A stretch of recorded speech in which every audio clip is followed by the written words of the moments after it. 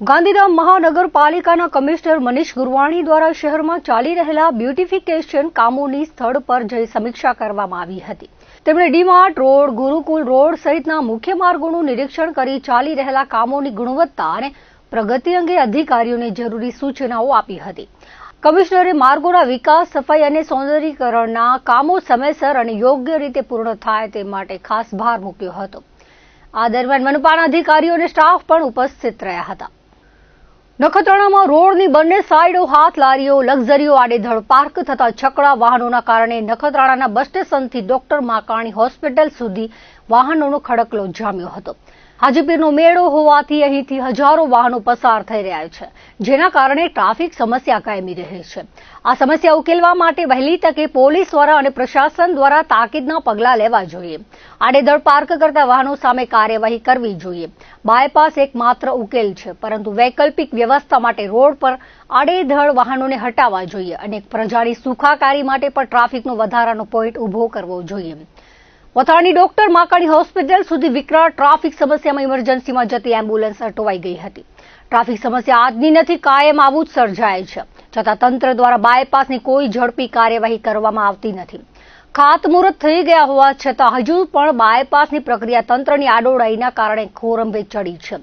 પ્રજાજનો કાયમ માટે ટ્રાફિક સમસ્યાનો ભોગ બને છે. હાલમાં હાજીપીરનો મેળો હોતા ટ્રાફિક છે, પરંતુ નખત્રાણામાં આ સમસ્યાઓ સર્જાય છે.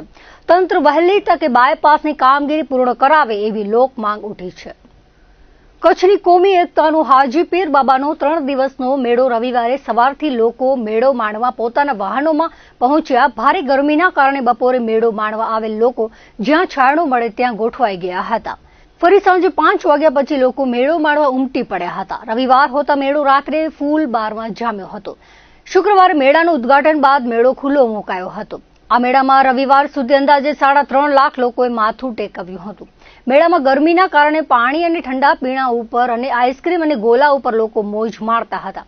મેળામાં ખાસ કરીને રમકડા, કટલેરી, જુદી જુદી આઇટમો, જુદી જુદી ગેમો તથા ઠંડા પીણા, રાજકોટના ગોલા ઉપર ભીડ જોવા મળી હતી.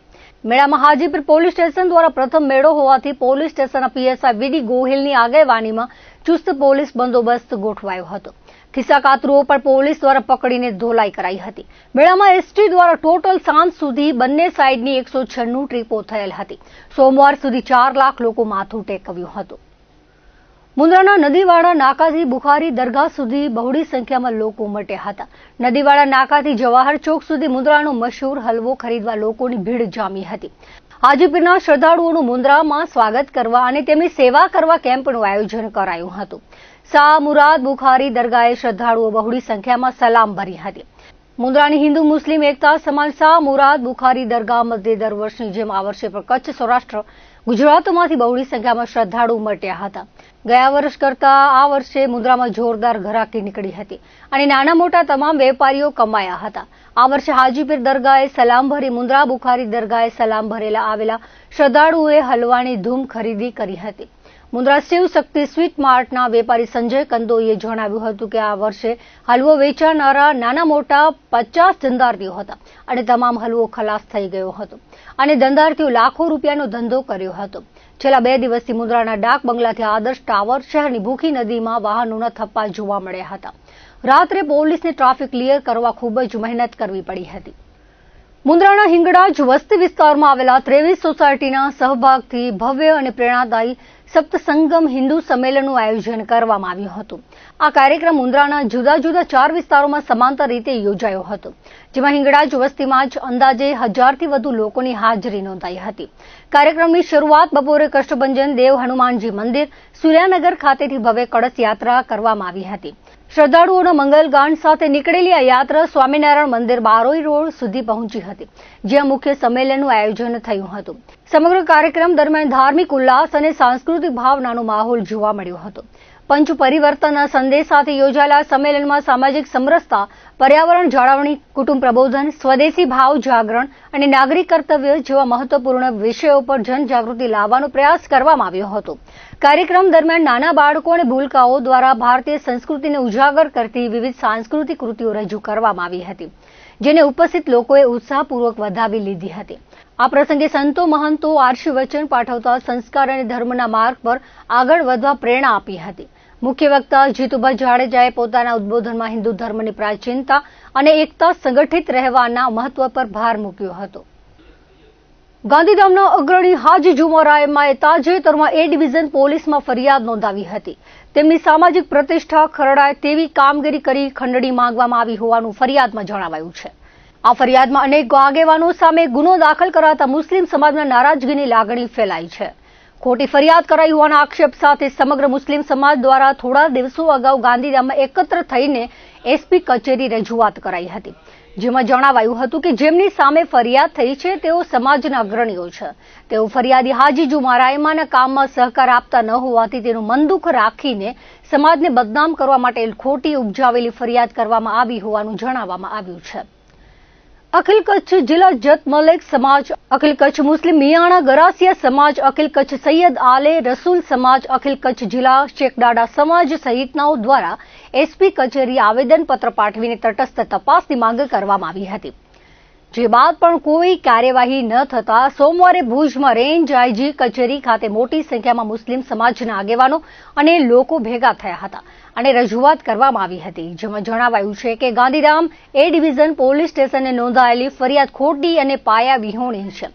ફરિયાદી જુમરાયમાં કે જેઓ પોતાને કચ્છ મુસ્લિમ સમાજના અગ્રણી તરીકે દરેક જગ્યાએ જાહેર કરતા હોય છે, પરંતુ અમો આ આવેદનપત્રથી જાહેર કરીએ છીએ કે તેઓ અમોના સમાજના અગ્રણી નથી. સમાજના અગ્રણી ગણાવી અને પોલીસ તંત્રને ગેરમાર્ગે દોરી ખોટી ફરિયાદ કરેલ છે.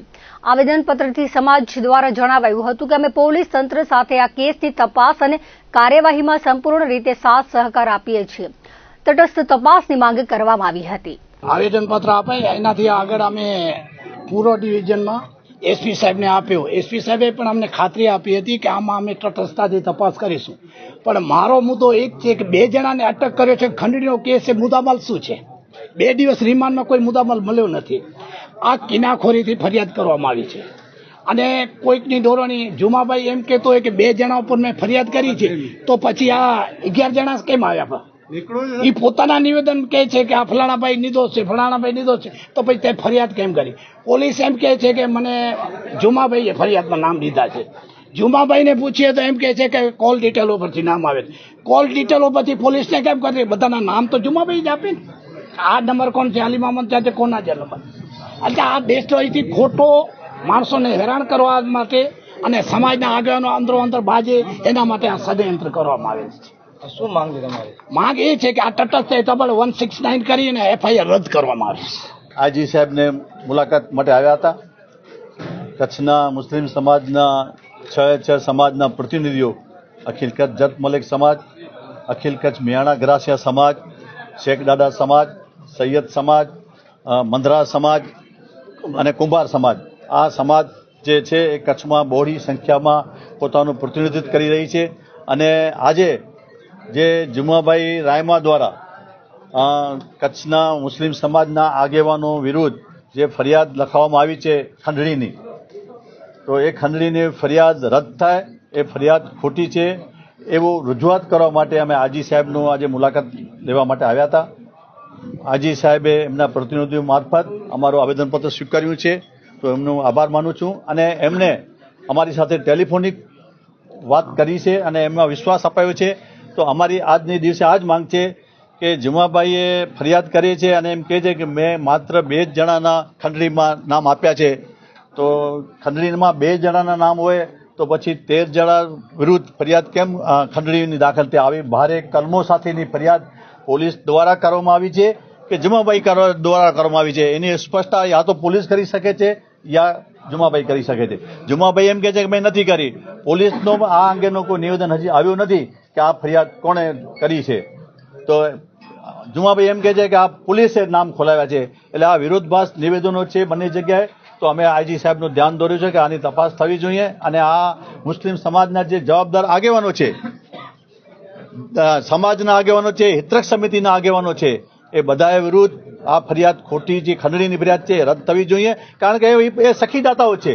આજે એમને 20 લાખની ખંડણી માંગવા માટે એમને કોઈ રાય એમની પાસે કોઈ એવી ચીજ નથી કે જે પુરવાર કરી શકશે.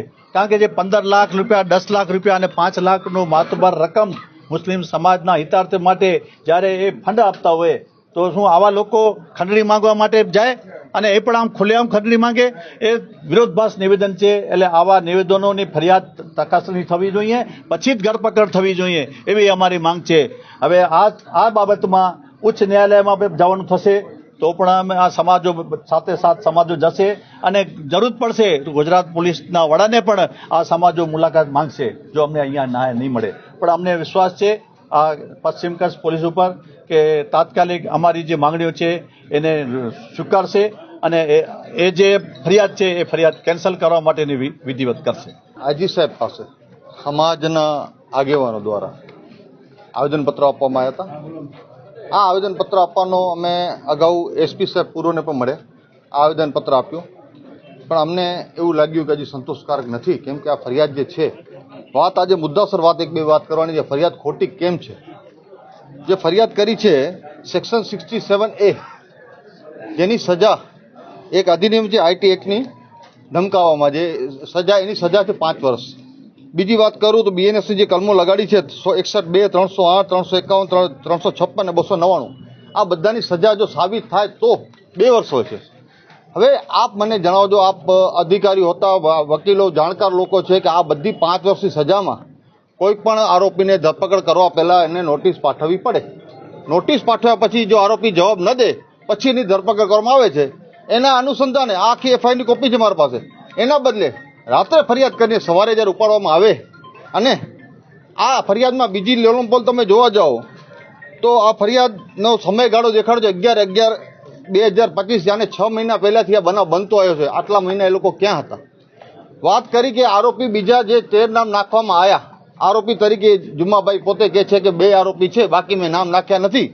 તો આ બીજા આરોપીના નામ ક્યાંથી આવ્યા? પોલીસ ફરિયાદમાં જુમ્માભાઈ પોતે લખાવેલું છે કે આ વ્યક્તિના કહેવાથી બન્યા છે. તો હું તમને કહું છું કે એમને ફરિયાદમાં એવું લખ્યું છે કે લોકોની વાતોથી, જાણે લોકોની જાણકારી મળી મને ત્યારે મેં આ ફરિયાદ લખાવી છે. તો પહેલા પોલીસ આ વાતો ફરિયાદના કોઈ પ્રૂફ આધાર કે પોલીસ ફરિયાદ લે કેમ? પછી એમને કોઈ આધાર પુરાવા આપે નહીં. કોઈ પણ આધાર પુરાવા, મોબાઈલ પણ જપ્ત કરેલ નથી. તો પોલીસને કેમ ખબર પડી કે આ બધા આરોપીઓ છે?